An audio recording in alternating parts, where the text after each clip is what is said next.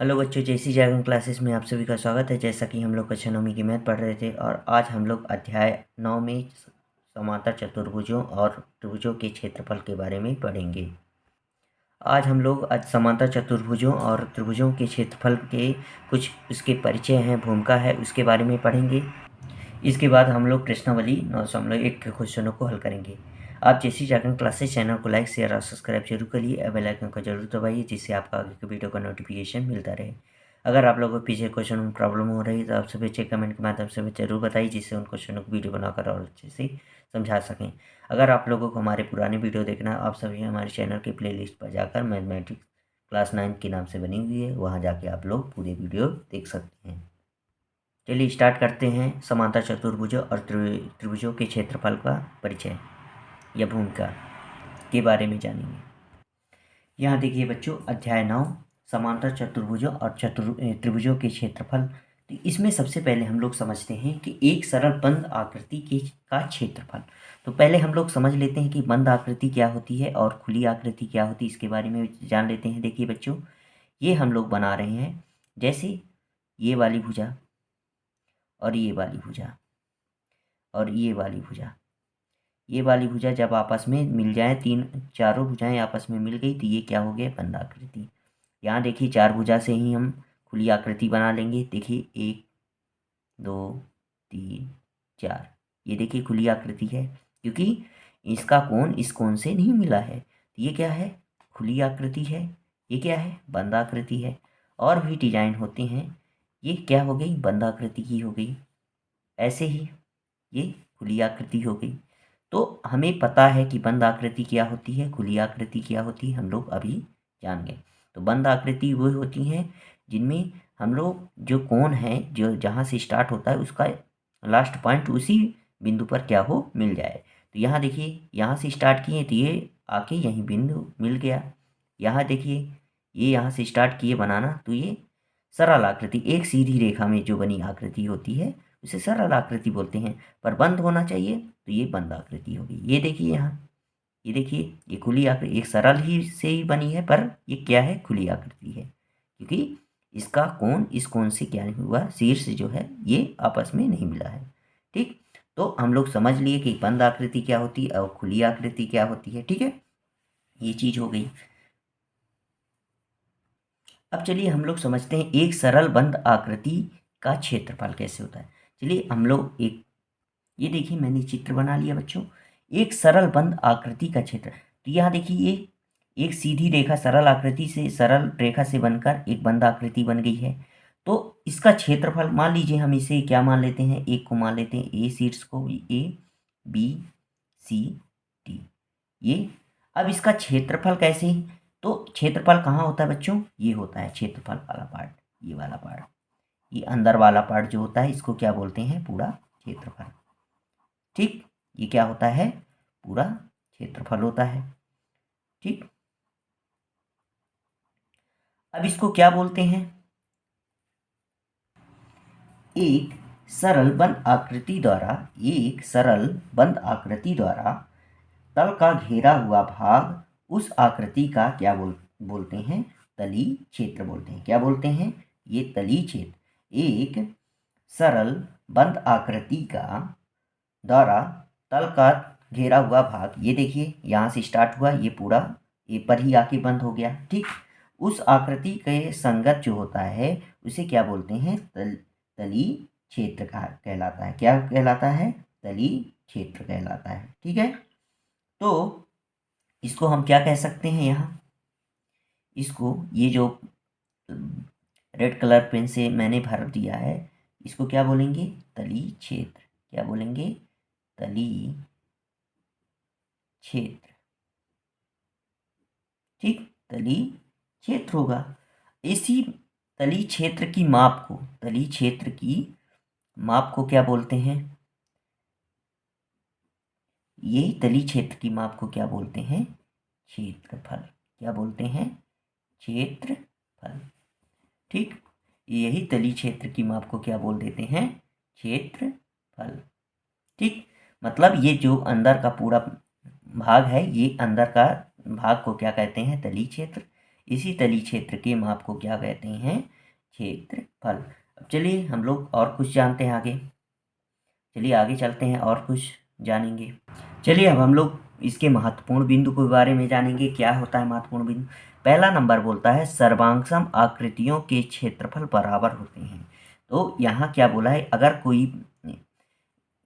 अगर कोई आकृति की सर्वांगसम है, अगर कोई आकृति सर्वांगसम है तो उसका क्षेत्रफल क्या होगा? बराबर होगा।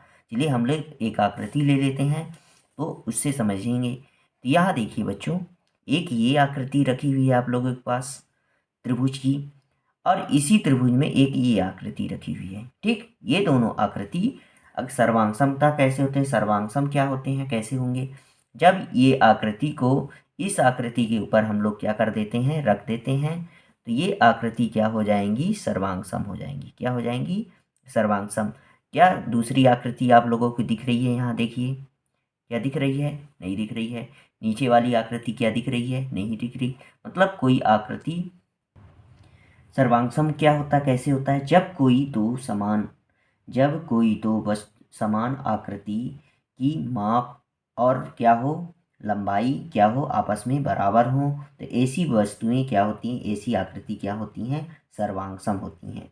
मतलब मान लीजिए कोई वस्तु है, उसकी समान माप हो और उसकी आकृति भी क्या हो? समान हो, तो ऐसी वस्तुएं सर्वांगसम होती है। जैसे मान लीजिए ये दो त्रिभुज था, एक ये त्रिभुज, एक ये त्रिभुज। जब हम इस त्रिभुज को एक दूसरे के ऊपर रख देते हैं, क्या दूसरी त्रिभुज की दिख रही है? नीचे वाली नहीं दिख रही है। तो ये आपस में क्या हो गए? ये त्रिभुज सर्वांगसम हो गए ना? तो ये चीज बोल रहा है कि सर्वांगसम आकृतियों का क्षेत्रफल क्या होता है? बराबर होता है। मतलब इन दोनों का अगर हम क्षेत्रफल निकालेंगे, ये दोनों क्षेत्रफल भी क्या होंगे? बराबर होंगे। अब हमें पता है कि ये दोनों त्रिभुज क्या है? आपस में सर्वांगसम है। तो हमें पता है, हम बता सकते हैं अलग से कि ये त्रिभुज आपस में क्या है? इनका क्षेत्रफल भी क्या होगा? समांतर होगा। ये वाली बात, ये क्या होगा? क्षेत्रफल बराबर होगा। मतलब सर्वांगसम आकृति, अगर ये दोनों त्रिभुज सर्वांगसम है तो इनका क्षेत्रफल भी क्या होगा? बराबर होगा। ये हमें बताना था पहला महत्वपूर्ण बिंदु में। तो चलिए इसको हम कैसे लिखेंगे, इसको समझ लेते हैं। कैसे हम इसको एरिया वाइज में लिखेंगे, क्योंकि क्षेत्रफल को एरिया में लिखते हैं। तो मान लीजिए इसको हम क्या मान लेते हैं? P। इसको क्या मान लेते हैं? इस जगह को P। इसको क्या मान लेते हैं? Q। और इसको P, इसको Q, इसको क्या मान लेते हैं? R। ठीक, इसको P मान लिए, इसको Q मान लिए, इसको R मान लिए। इसको मान लेते हैं A, इसको मान लेते हैं B, इसको मान लेते हैं C। ये हम लोग पहला वाला समझ रहे हैं, तो यहाँ लिख लेते हैं पहला वाला जो है नियम महत्वपूर्ण बिंदु, इसके बारे में हम लोग चर्चा कर रहे हैं। ठीक है, तो ये एक बिंदु को क्या मान लिए? P। एक शीर्ष P मान लीजिए, एक शीर्ष Q मान लिए, एक शीर्ष R मान लिए, इसका एक शीर्ष A मान लिए, इसका एक शीर्ष B C मान लिए, इसका एक शीर्ष B मान लिए। तो इसको हम एरिया वाइज कैसे लिखेंगे, इसको समझ लेते हैं। एरिया में कैसे लिखेंगे?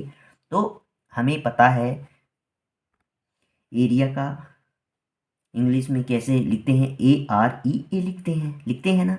तो यहाँ हम लिख सकते हैं इसको क्षेत्रफल, क्योंकि क्षेत्रफल अंदर का होता है। देखिए रचा हुआ है रेड कलर में दोनों, तो क्षेत्रफल अंदर का होता है। तो यहाँ लिख सकते हैं क्षेत्रफल जो है किसके?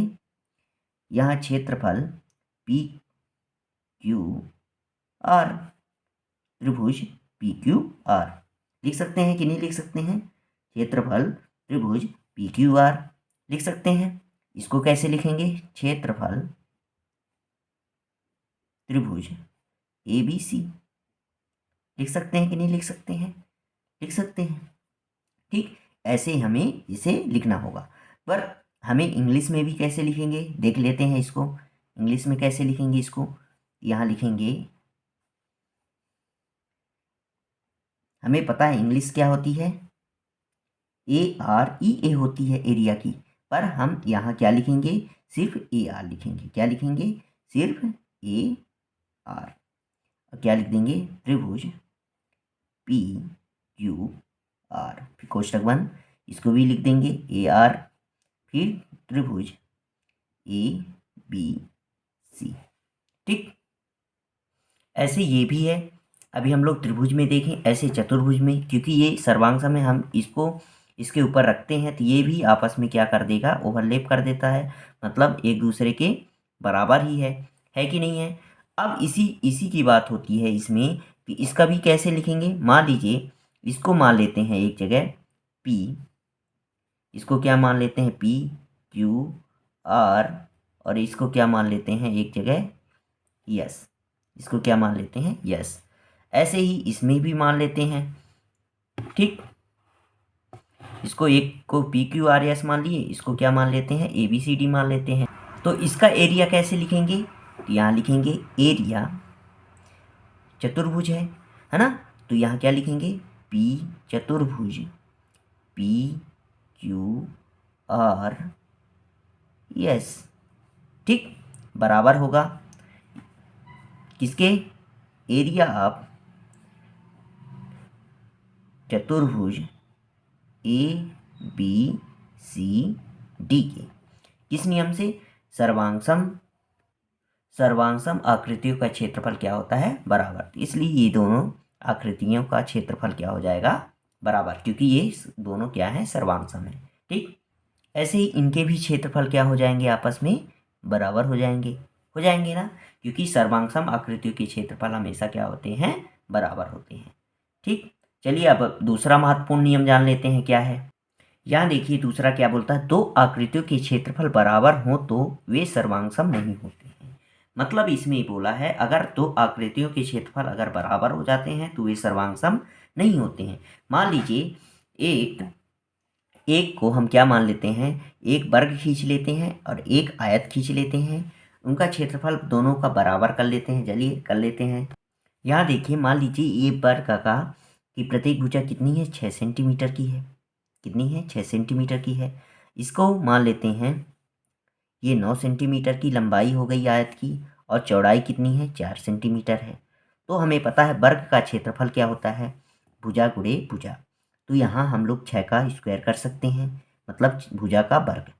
तो क्या होगा, 6 36 हो जाएगा, होगा कि नहीं होगा, 36 सेंटीमीटर स्क्वायर इसका क्षेत्रफल हो गया, ठीक।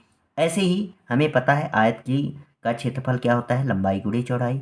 तो आयत के लंबाई गुणे चौड़ाई मतलब 9 गुणे 4, तो कितना हो जाएगा टोटल, 36 सेंटीमीटर का स्क्वायर। मतलब इसका भी क्षेत्रफल क्या होता है, ये बीच वाला पार्ट क्या होता है इसका, ये बीच वाला पार्ट, ठीक। और इसका क्षेत्रफल क्या हो जाएगा, ये वाला पार्ट पूरा हो जाएगा ना। मतलब ये वाले पार्ट क्या हैं, क्षेत्रफल कहलाते हैं पूरा, ठीक। तो इसका क्षेत्रफल 36 सेंटीमीटर स्क्वायर हुई आ गया, इसका भी कितना आ गया, 36 सेंटीमीटर स्क्वायर। तो मतलब दो आकृति लिए जिसमें वर्ग एक लिए एक आयत लिए, इनका क्षेत्रफल बराबर है। पर क्या ये सर्वांशम होंगे, क्या होंगे, जब हम इस वर्ग को इस आयत पर रखेंगे तो क्या ये एक दूसरे को बराबर मतलब प्रतिबिंब में समा जाएगा कि नहीं समा जाएगा, नहीं समा जाएगा, क्योंकि इसकी लंबाई बड़ी है चौड़ाई छोटी है। यहाँ लंबाई छोटी है और चौड़ाई इसमें क्या है, बड़ी है। तो ये आपस में सर्वांशम नहीं होंगे।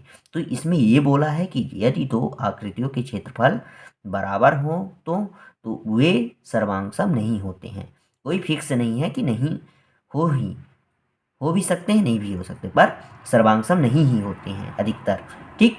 तो ये हुआ, ये हम लोग इसको समझ लिया। चलिए अब हम लोग अगले उस पर चलते हैं। अब हम लोग बात करते हैं एक ही आधार और एक ही समांतर रेखाओं के बीच की आकृति।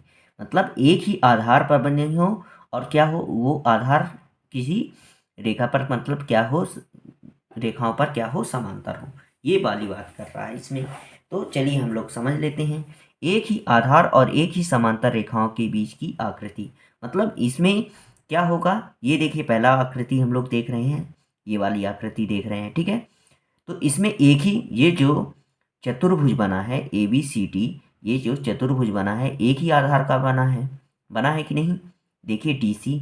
और ये एक चतुर्भुज बना है EFCD या DCDEF ऐसे बोल देते हैं, CDEF जो चतुर्भुज बना है ये भी DC से ही बना है। देखिए इसको थोड़ा सा अलग चित्र से बना लेते हैं, समझ में आ जाएगा।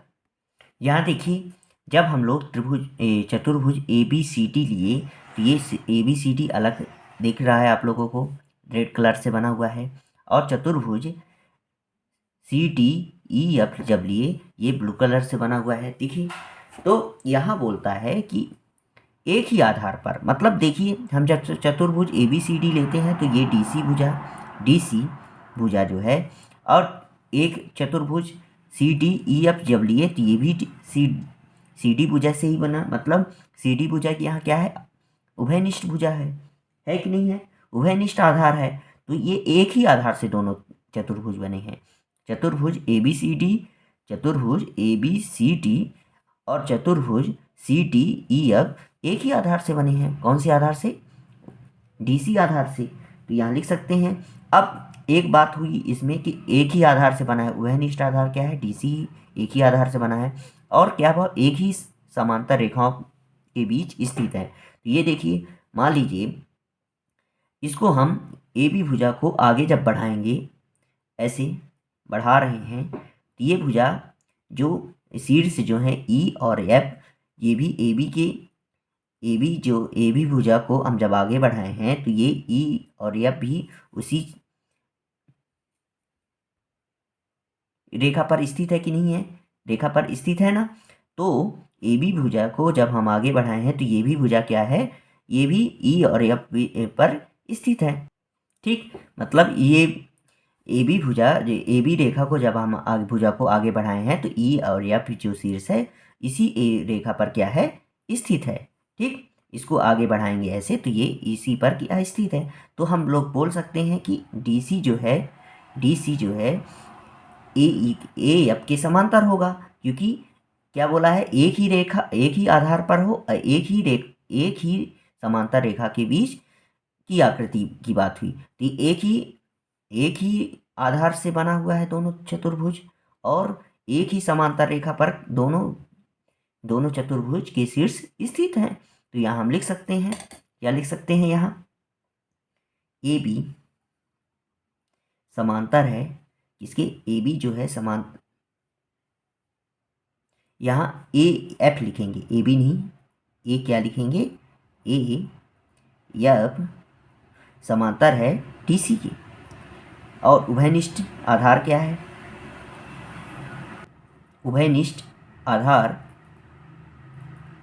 डीसी है, उभयनिष्ठ आधार डीसी पर बना है। तो एक ही आधार और एक ही समांतर रेखा के बीच की आकृति कौन सी हो गई, ये वाली पहली वाली आकृति हो गई। एक ही आधार पर बनी, जो दोनों चतुर्भुज हैं एक ही आधार पर बने हैं, देखिए डीसी आधार पर बने हैं, और समांतर भी हैं। समांतर जब हम खींचें एक रेखा ऊपर तो ये दोनों चारों शीर्ष आपस में बिंदु पर स्थित हैं, मतलब उसी रेखा के बिंदु पर स्थित हैं। ठीक है, चलिए अगले चित्र पर बात करते हैं। ये वाली चित्र की बात कर रहे हैं। तो यहाँ देखिए बच्चों, ये जो चित्र बना हुआ है, ये इसमें भी दो चतुर्भुज बने हुए हैं। ठीक, एक पी क्यू आर एस की बात हो रही है, एक एम एन आर एस की बात हो रही है। ये देखिए, मैंने थोड़ा ब्लू कलर से बना दिया चतुर्भुज।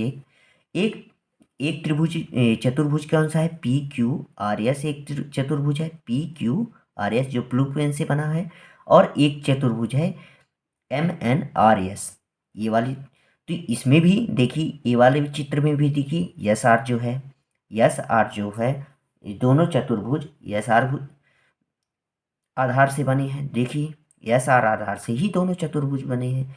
यहाँ देखिए यस आर, फिर देखिए P Q S R, P Q R S, और एम एन आर एस, देखिए यस आर ही आर एस या यस आर से ही आधार से ही बने हैं। एक ही आधार से दोनों चतुर्भुज बने हुए हैं, एक चतुर्भुज पी क्यू आर एस और एक चतुर्भुज एम एन आर एस एक ही आधार से बने हैं। कौन से, यस और आर या आर एस आधार से बने हैं। ठीक है, जब हम पी क्यू को आगे बढ़ाते हैं तो ये देखिए, जब हम पी क्यू को आगे बढ़ाए हैं तो ये क्या हुआ है, एक ही बिंदु पर स्थित है दोनों। ये जब पी क्यू और को आगे बढ़ाए हैं तो यह जो यम एन दूसरी चतुर्भुज का यम एन जो भुजा है, यम एन शीर्ष है, ये भी एक ही रेखा के पी एन, पी एन जो है एस आर के बीच में ये दोनों शीर्ष स्थित हैं। तो यहाँ हम लोग लिख सकते हैं कि पी एन समांतर है एस आर की। ठीक, और उभयनिष्ठ आधार क्या हो जाएगा? उभयनिष्ठ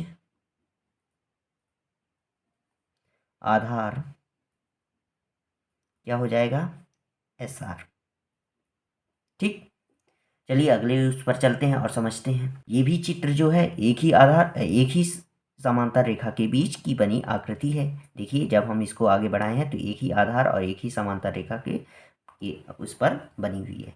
ठीक है, ये वाला त्रिभुज ये वाला आकृति देख रहे हैं जो तीसरा बना हुआ है। देखिए इसमें भी, अब इसमें देखिए अभी हम लोग चतुर्भुज की बात हुई, अब हम लोग त्रिभुज में बात कर लेते हैं। ये भी देखिए इसमें दो त्रिभुज बने हुए हैं, एक ए बी सी डी बनी है, एक डी डी बी सी में बनी है। दो दो त्रिभुज बने हैं, एक ए बी सी डी और एक डी बी सी बनी हुई है। तो चलिए इसको हम अगर अलग से वो पेन से वो कर लेते हैं, इसको कलर कर लेते हैं। ठीक, यहाँ देखिए एक त्रिभुज है A B C D A B C. ठीक, एक त्रिभुज क्या है? ए बी सी, और एक त्रिभुज है डी बी सी, है कि? अब ये देखिए जो दोनों त्रिभुज जो बनी हुई है, दोनों त्रिभुज, एक त्रिभुज ए बी सी और एक त्रिभुज डी बी सी, तो दोनों त्रिभुज बी सी ही आधार से बनी हुई है। देखिए बी सी जब को आधार से हम आगे बढ़ाते हैं तो एक ए मिलता है, और बी सी से अब जो दो रेखाओं को मिलाते हैं तो डी मिलता है। तो एक त्रिभुज ए बी सी और एक त्रिभुज डी बी सी जो है एक ही आधार बी सी से ही मिलके बना है। मतलब यहाँ बी सी क्या हो जाएगा? उभयनिष्ठ आधार हो जाएगा। क्या हो जाएगा? उभयनिष्ठ आधार हो जाएगा। तो जब हम ए को आगे हम ऐसे बढ़ाएंगे तो ये क्या डी मिल रहा है हमें कि नहीं मिल रहा है? जब हम ए से कोई रेखा खींचते हैं, ए और डी से, तो आगे खींचते हैं तो ये जो ए शीर्ष है डी शीर्ष आपस में एक ही रेखा पे मिल रहे हैं कि नहीं मिल रहे हैं? तो हम लोग यहाँ कह सकते हैं कि ए डी जो है किसके समांतर हो जाएगा? बी सी के समांतर हो जाएगा ना। और उभयनिष्ठ आधार क्या हो जाएगा? उभयनिष्ठ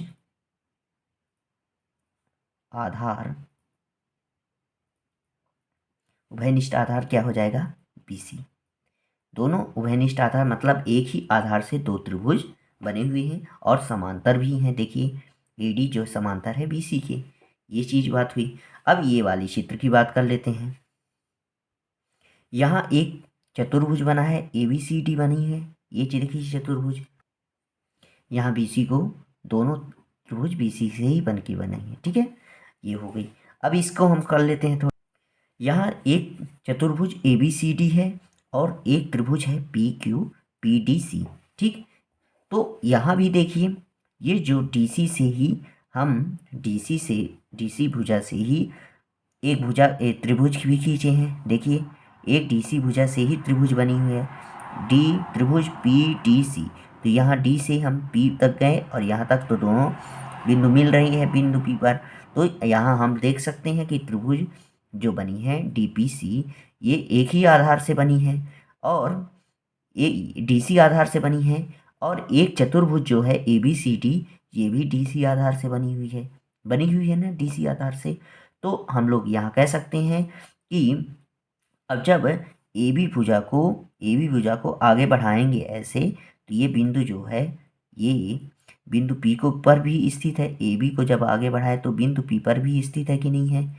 बिंदु पी भी स्थित है इसी रेखा पर। ए बी को जब हम आगे बढ़ाएं, कोई मान लीजिए यल रेखा खींचे, तो ये बिंदु पी भी उसी यल रेखा पर स्थित है जो ए और सी बी शीर्ष स्थित है, वो भी पी भी शीर्ष इसी बिंदु पर स्थित है ना, उसी रेखा पर स्थित है। तो यहाँ हम कह सकते हैं कि ए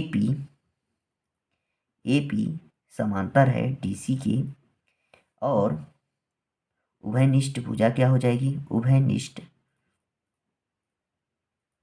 आधार मतलब उभयनिष्ठ आधार क्या हो जाएगा? बीसी हो जाएगा, डीसी हो जाएगा। क्या हो जाएगा इसमें? डीसी। ठीक,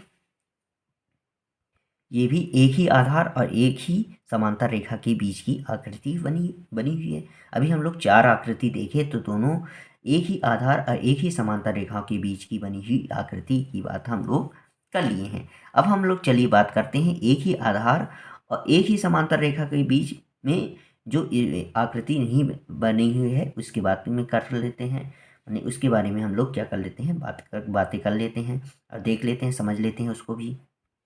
यहाँ देखिए एक आकृति ये वाली बनी हुई है, यहाँ देखिए एक दूसरी आकृति बनी है। यहाँ देखिए यहाँ 2 त्रिभुज बने हैं, एक पी क्यू आर बनी है, एक डी क्यू आर बनी हुई है। एक कौन सी बनी है, ये डी क्यू आर वाली बनी है, ये वाली, ठीक।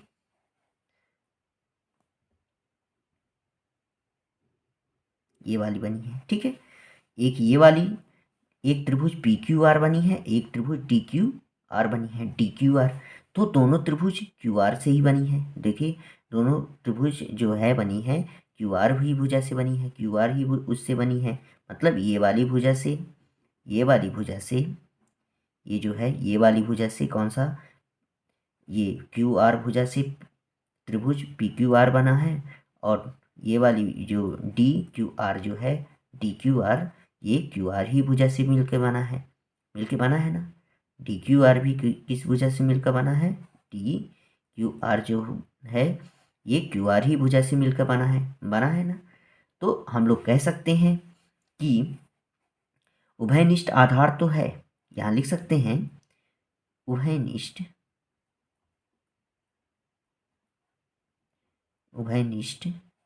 आधार, उभयनिष्ठ आधार क्या है, क्यू आर है ना। उभयनिष्ठ आधार क्या है, क्यू आर है। पर आप लोग देखिए जब हम बिंदु P को आगे एक रेखा खींचते, बिंदु P के समांतर कोई रेखा खींचते हैं तो क्या जो शीर्ष D है क्या मिलता है, नहीं मिलता। तो हम यहाँ क्या समांतर है, क्या एक ही आधार और एक ही समांतर रेखा पर ये क्या दोनों बिंदु स्थित हैं कि नहीं। जो त्रिभुज पी क्यू आर बनाए हैं, त्रिभुज डी क्यू आर बनाए हैं, तो ये क्या शीर्ष D जो बिंदु P शीर्ष P के एक ही रेखा पर स्थित है, दोनों नहीं स्थित हैं। तो मतलब ये समांतर भी नहीं होंगी, है ना। ये भी समांतर नहीं होंगी। डीपी जो है, ये पीडी जो है क्या, पीडी क्या समांतर होगी क्यू आर के, नहीं होगी। तो ये एक ही आधार पर स्थित तो है पर समांतर रेखा नहीं है। ये वाली आकृति समांतर रेखा में ये दोनों त्रिभुज नहीं बनी हुई है, ठीक। इतना हुआ। चलिए अगले चित्र पर चलते हैं और समझते हैं उसको। अभी हम लोग पीछे दो त्रिभुज में स्थित देखे हैं। अब यहाँ देखिए एक तीसरा भी त्रिभुज है। देखिए इसमें 2 चतुर्भुज बने हैं। एक चतुर्भुज ABCD बना हुआ है, ABCD बना है। एक चतुर्भुज CDEF बना है ना। तो दोनों चतुर्भुज तो बने हैं। तो यहाँ देख लेते हैं इसको थोड़ी सी। यहाँ चतुर्भुज ABCD और चतुर्भुज CDEF एक ही आधार DC से मिलकर बना है। देखिए एक ही आधार से बना है। ये जो DC जो है एक ही आधार से मिलकर बना है कि नहीं बना है, ना। DC से ही मिलकर बना है दोनों, ठीक। तो चतुर्भुज ABCD और चतुर्भुज CDEF एक ही आधार से तो बना है। क्या जब हम AB भुजा को आगे बढ़ाएंगे, क्या E और F जो शीर्ष हैं क्या इस रेखा पर मिलते हैं कि नहीं मिलते हैं। जब हम इस रेखा को आगे बढ़ाएं तो क्या E और F इसी AB रेखा पर स्थित है कि नहीं है। AB रेखा पर मतलब AB भुजा के समांतर है कि नहीं है। माने उसी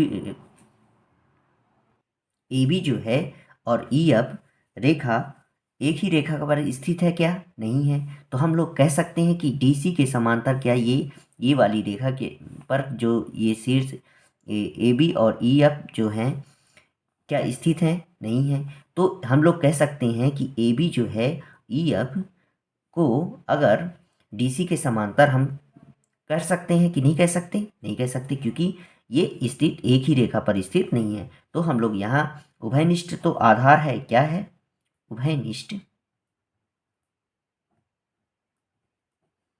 उभयनिष्ठ आधार तो DC है। उभयनिष्ठ आधार क्या है? DC तो है।